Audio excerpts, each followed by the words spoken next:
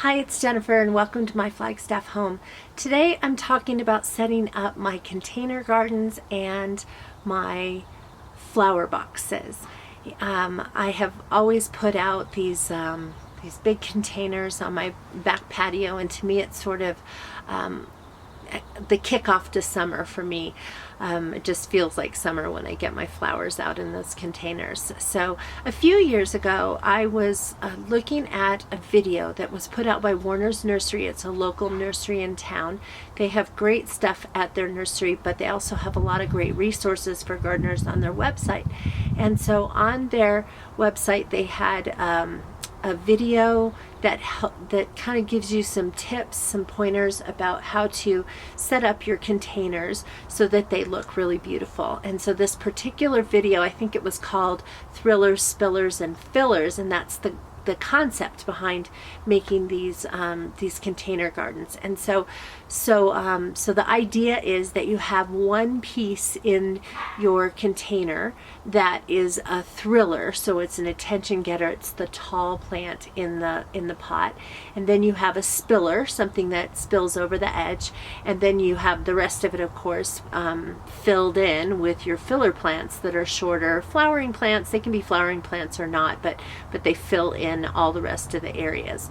So when you very first put together these pots, they don't look amazing right at the beginning because everything kind of looks puny at first, and then after they have some time to get growing, then within a few weeks or a month or so it starts to fill in, and then in the summer, throughout the summer, it just looks beautiful with blossoms and things like that. So I'm going to show you not only the containers that I have here on my deck, but I'm also going to show you the flower boxes that I also did using the same concept. Those are a little bit different because they're not round, and so I had to be a little bit creative about the use of these long flower boxes on there. So let me go ahead and turn the camera around here and show you what I did. So this is my back deck, and these are the 4 containers that I filled. This right here is actually filled with dirt. I'll show you that in a second. But these are the containers that I fill in the summer to decorate my back deck. So anyway, what I started out doing is I scooped some of the dirt out of each pot, some of the old dirt from last year, and I don't want to use it just like that because it won't have the nutrients it needs and won't hang on to water the way it needs. And so I would scoop the dirt out and put it into this bucket here, and then mix in, I mixed in some fresh potting soil as well as some deodorized manure that I had, and kind of stirred that up and then put it back in the pot.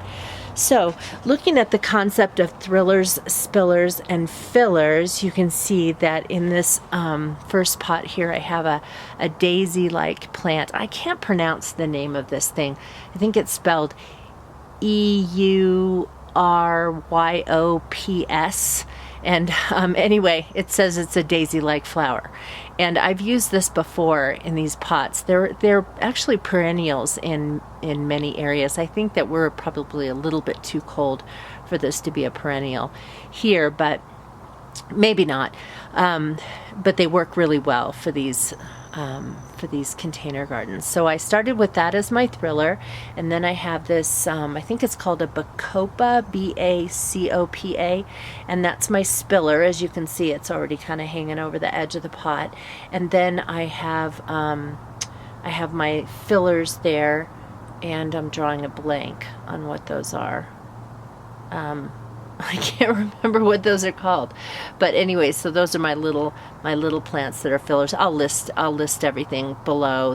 I'll list the exact kinds of flowers and for everything. Oh, they're impatiens. That's what they are.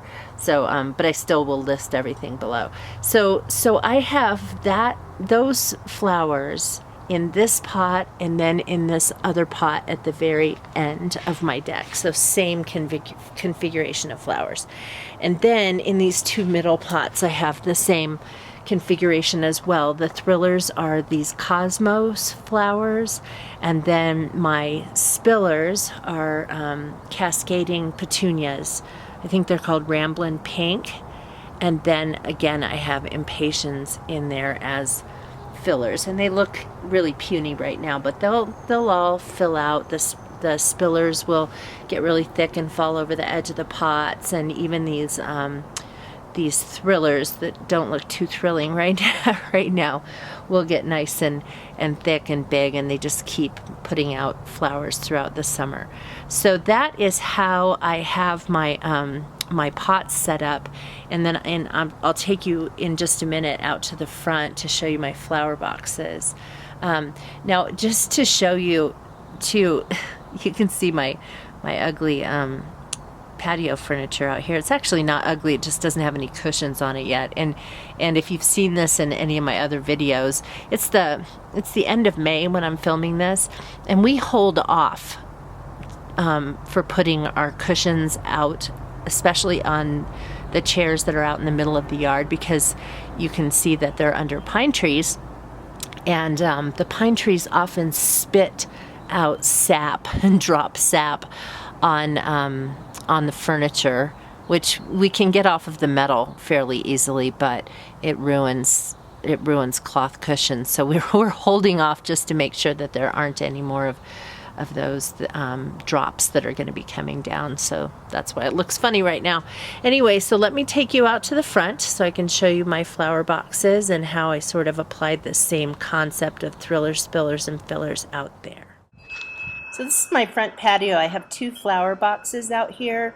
I've got Gerbera daisies as the thrillers, ramblin white cascading petunias as the spillers, and these small cosmos flowers for fillers. I'm using a different kind of flower box than I have in the past. These are self-watering. I got them from the Gardener Supply Store company, and they've made a really nice flower arrangement here. So if you have ideas for how you do your containers, please leave a comment.